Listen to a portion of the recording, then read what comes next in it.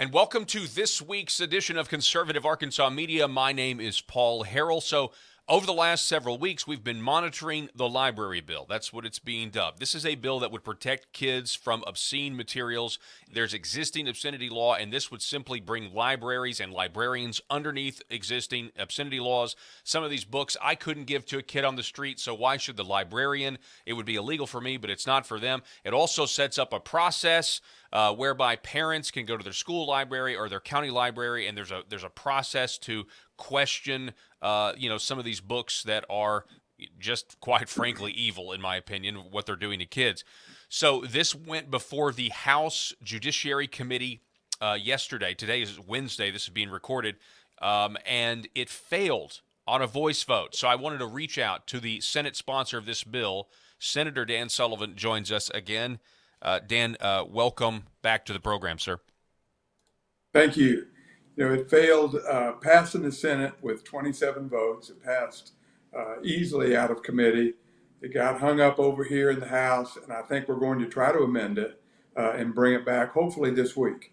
There were some amendments requested, pretty simple language, maybe I think it probably helps the bill.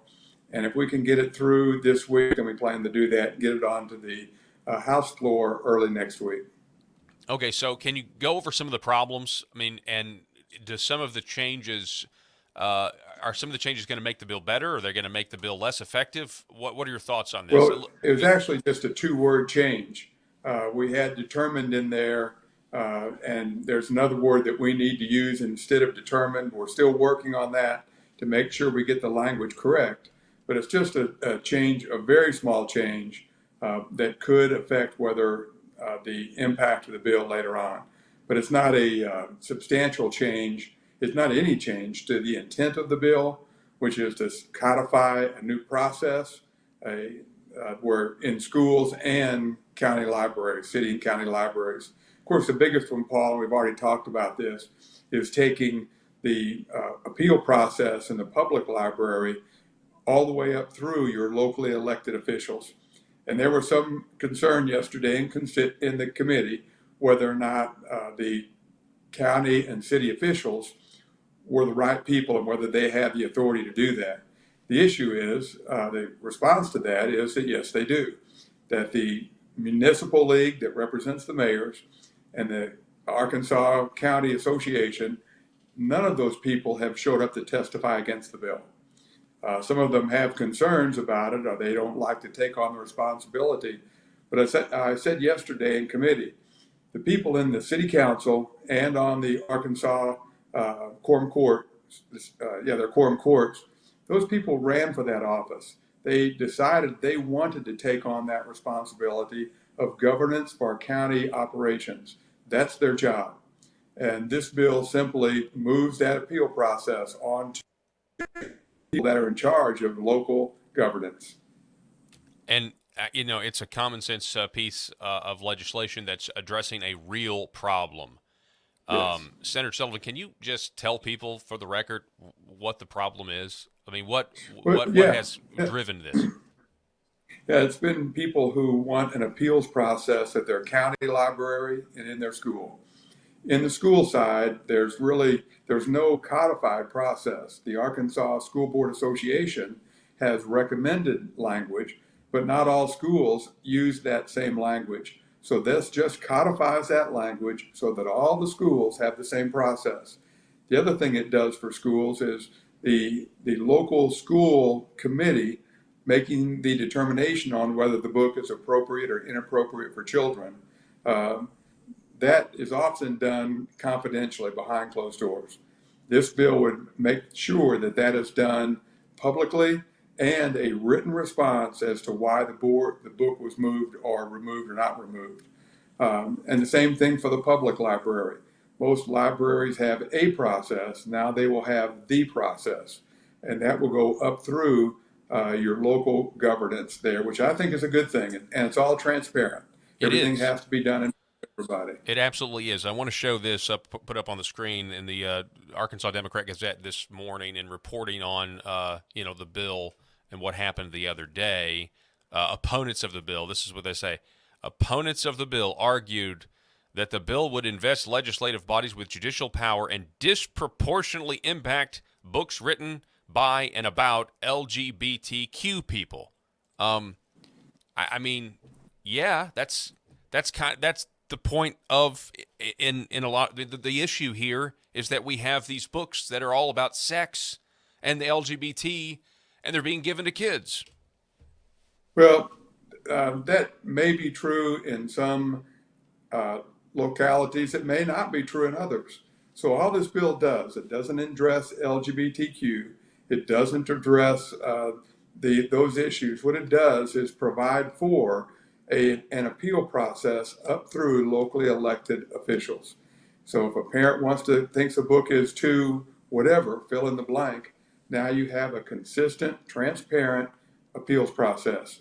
Because you may have a book in one county that sets a community standard of, and you may have a book, the same book, in another community that has a different view of the book. So this just turns it back to the locally elected officials and lets those locally elected officials do their job with full transparency.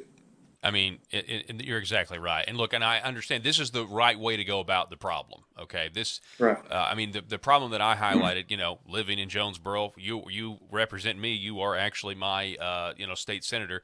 We know what's been going on here. The Arkansas legislature knows what's been going on here, and it is going on in other places.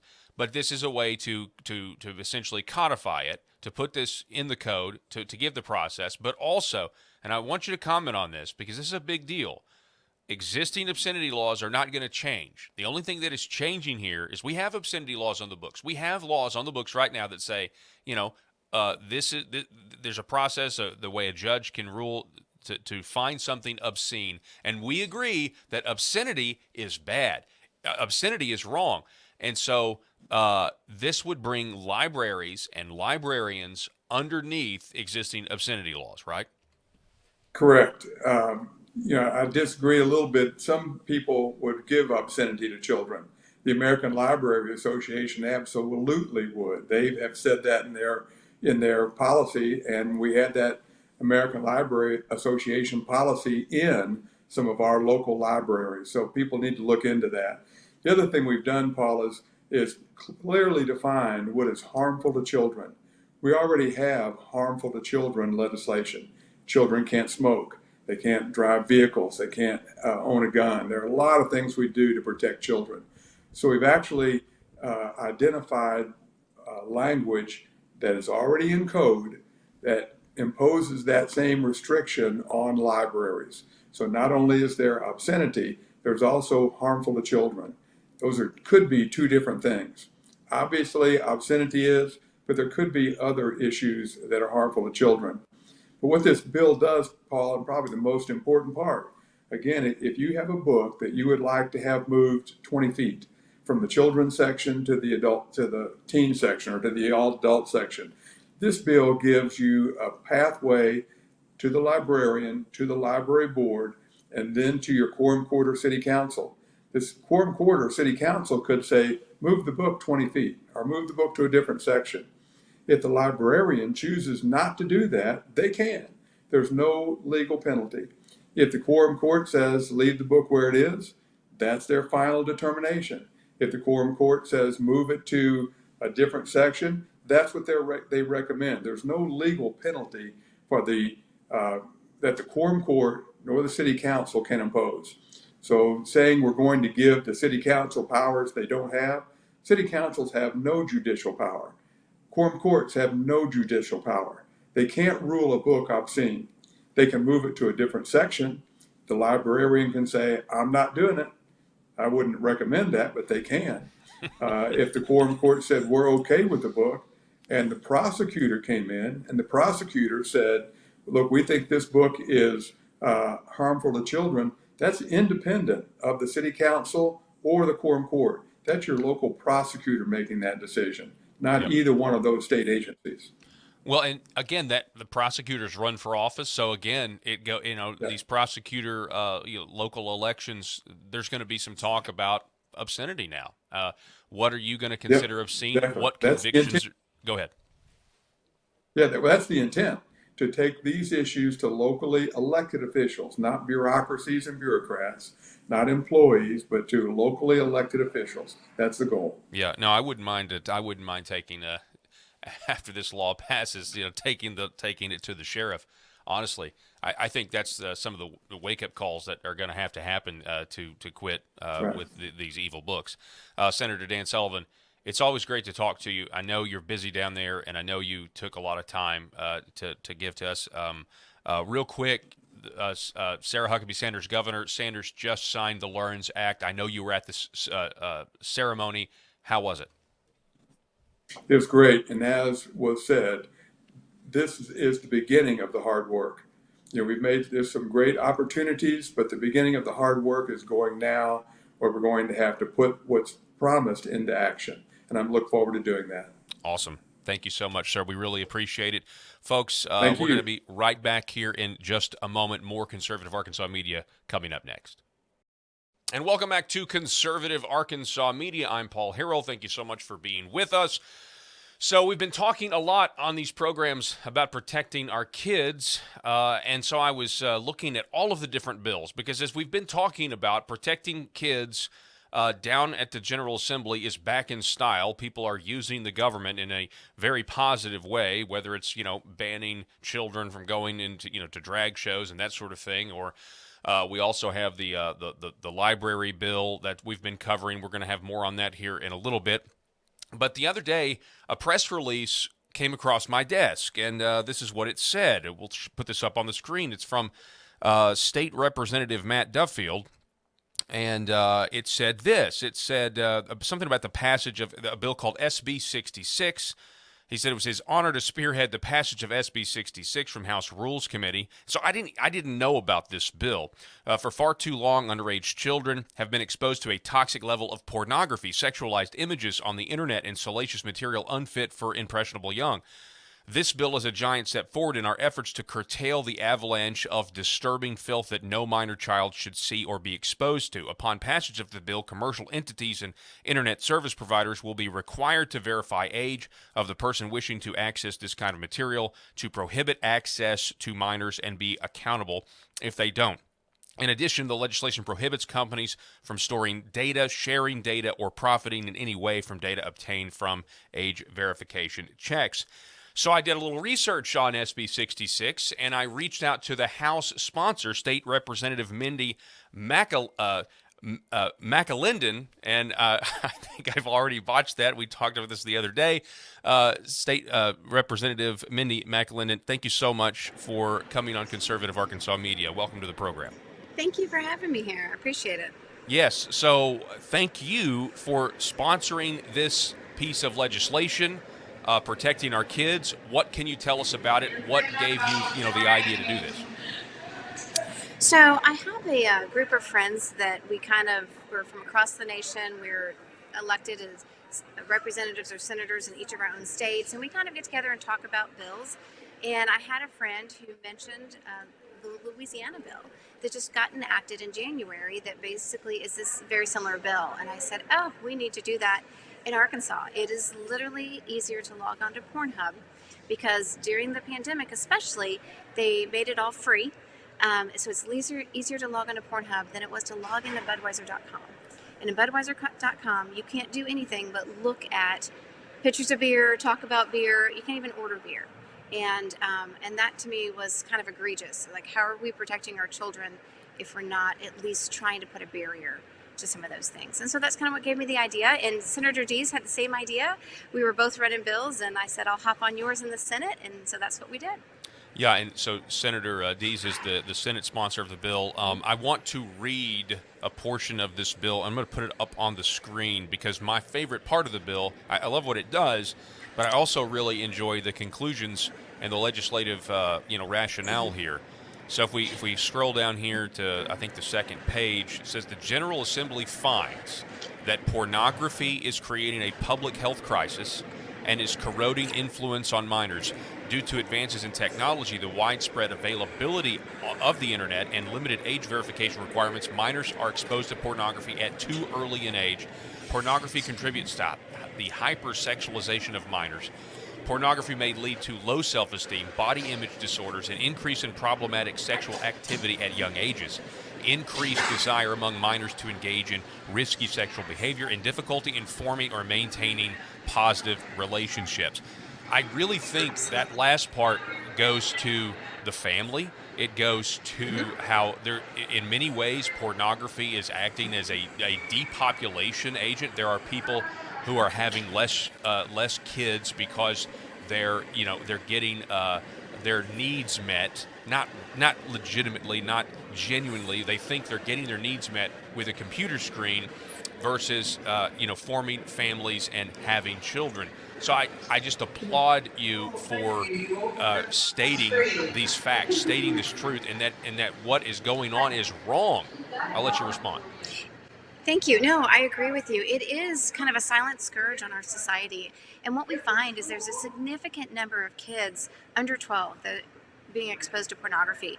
And about 90% of them, it's either by accident or through curiosity. They Googled a word and that's what popped up. And it is so pervasive within the internet. What we also find is that this is incredibly addictive, especially for the young brain. Dr. Sutton over in testified in Congress, I think in 2012 maybe, that addiction to pornography is chemically identical to addiction to heroin. And when you think of it that way, you wouldn't leave heroin lying around your house or anywhere that your kids could get it, right? You shouldn't do the same thing with pornography. And so that's what we're finding, is that you do have kids who are now not able to form good, healthy relationships as adults because they've gotten a distorted view of what a relationship is, and also they have gotten distorted views of sexuality. And so it really is causing a lot of problems. As people grow up into adulthood, it destroys marriages, it destroys people's livelihood because they can't keep a job. And so it really is something that needs to be addressed. I mean, if you're an adult, you can do what you want to do, but as a child, we need to protect our children. What's some of the pushback, if any? I mean, I'm assuming there are some Democrats down there that are going to be against this. Maybe even some live and let live Republicans. And of course, we've seen how that strategy works out because, it's this, I guess I've been calling it Republican secularism. We see the fruits of that, and the fruits of that end up being, Fox News putting Bruce Jenner on the TV and expecting us to allow him to deliver us the news. You know what I mean? Right. No, I agree. And some of the pushback has been, I think, mostly with the technology, right? People want to know that if they put their ID in, because this bill requires that porn sites put in a kind of a barrier, and that barrier will require some sort of ID to be put in to make sure that the person who's logging in is over 18, which seems very reasonable to me. We require IDs if you want to buy cigarettes, if you want to buy alcohol, if you want to go to a rated R movie, you had to be 18 or 17 to get in, and often have to show an ID. So this requires the same thing of porn sites, and we are seeing porn sites willingly do this. But because you're putting your ID in electronically, people are a little bit concerned about there being some sort of a data leak or an Ashley Madison, if you will, right? And so that was probably the most questions that I got about the bill. People wanting to know, how does that work? But our bill does say that this third party who verifies your age is not allowed to retain that data, and they must destroy it. And if it is retained, then you have a cause of action against that business because they are not allowed to retain that data. So I think that was the biggest pushback that I got more than anyone. I think most people agreed protecting children is a good thing, but people just want to be sure that if they or someone they know happens to log onto this site, that that information doesn't get out.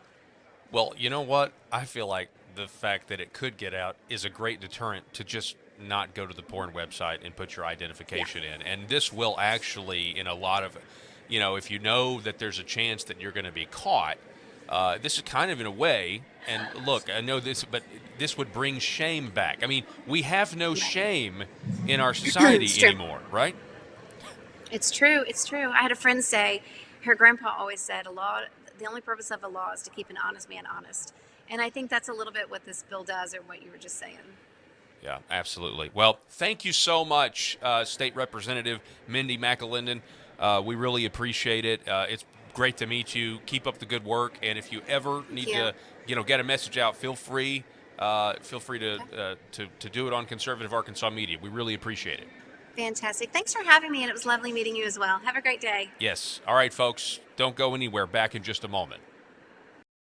And welcome back to Conservative Arkansas Media. So finally, for the show today, we're going to bring you a news story. Do you remember a long time ago? Well, it feels like a long time for me. The North Carolina bathroom bill. Do you remember the controversy? Matter of fact, right now, if you Google under Google News the phrase North Carolina bathroom bill, you know what comes up?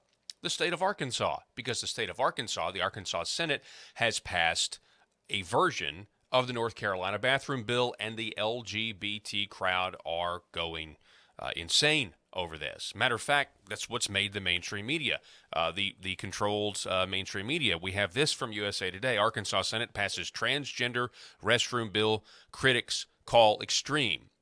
Just now, this is designed, this kind of national media attention, like from USA Today. Just so you know, this is designed to get the corporations involved. This is designed to get places like Walmart and Tyson. They're going to try to put pressure, the corporate pressure, to try to kill this piece of legislation. Now, it has passed out of the Senate. It's SB 250 or 270. The sponsor of this is State Representative John Payton. I have been speaking to Senator John Payton.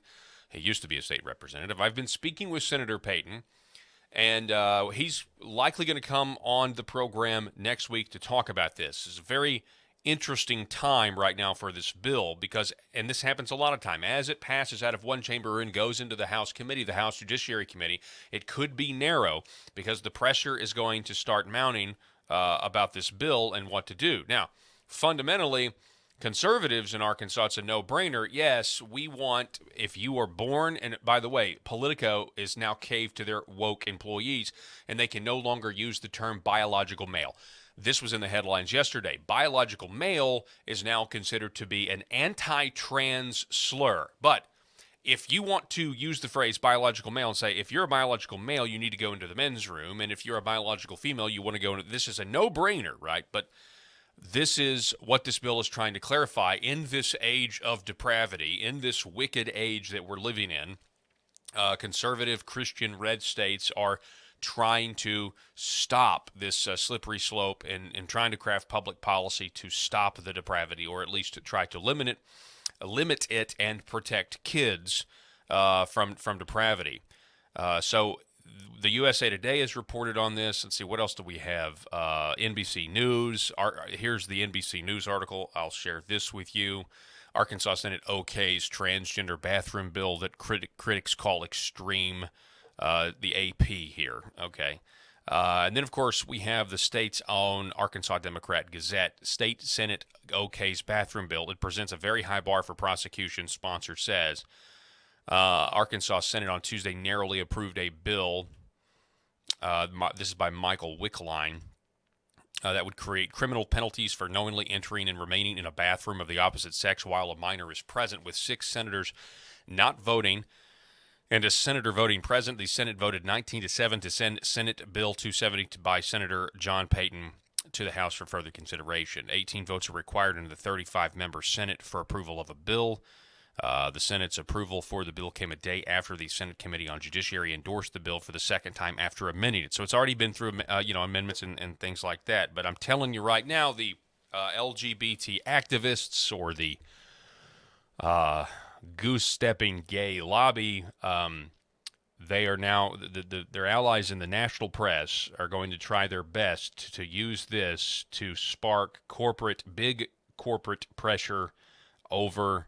I mean, this goes against environmental social governance, the woke ideologies that people are pushing, and it's not a good look if you are a corporatist who likes to dabble in fascism. So we're going to continue following this story, and next week in the House Judiciary Committee, it's going to be interesting to see what happens with this bill. I can just tell you that right now. Again, the bill is Senate Bill 270. If you want to look it up, that's SB 270. That's all the time that we have for this week's edition of Conservative Arkansas Media, but I can just tell you that what we have done on the show today is we've given you the update on the library bill, okay, with Senator Dan Sullivan. We've given you the an update on anti-pornography legislation with Mindy McAlindon, State Representative McAlindon. Really appreciate her coming on the program. Next week, we hopefully will be talking and celebrating with State Senator John Payton. And we're going to bring we're going to bring as much light as we possibly can to everything that's going on. It's certainly focusing on these social issues because they should be low-hanging fruit, should be, basically a no-brainer. And so we want to make sure we get these key things passing, all in the context also of this massive Arkansas Learns Act that was signed today by Governor Sarah Huckabee Sanders, and everything that's going on with that. That's going to be a really, really good piece of legislation. And I also saw where Senator Dan Sullivan, his affirmative action bill that essentially is ending affirmative action, passed out of the full Senate. So you can expect. I honestly think the Democrats and the mainstream media establishment here in Arkansas is so overwhelmed. There are so many good pieces of legislation that the left would consider an assault. I mean, I'm just talking about an all-out barrage on these social issues. I don't think they can keep up. I don't even think the mainstream media can keep up. The mainstream media reporting on stuff like the bathroom bill is an attempt to do it, but there's just so many issues and legislation going forward, and it's a good thing. It's a good, in a way, militaristic strategy to stop the crazies. That's all the time we have for this week's edition. My name is Paul Harrell. Thank you so much for watching and listening, and we will see you next time.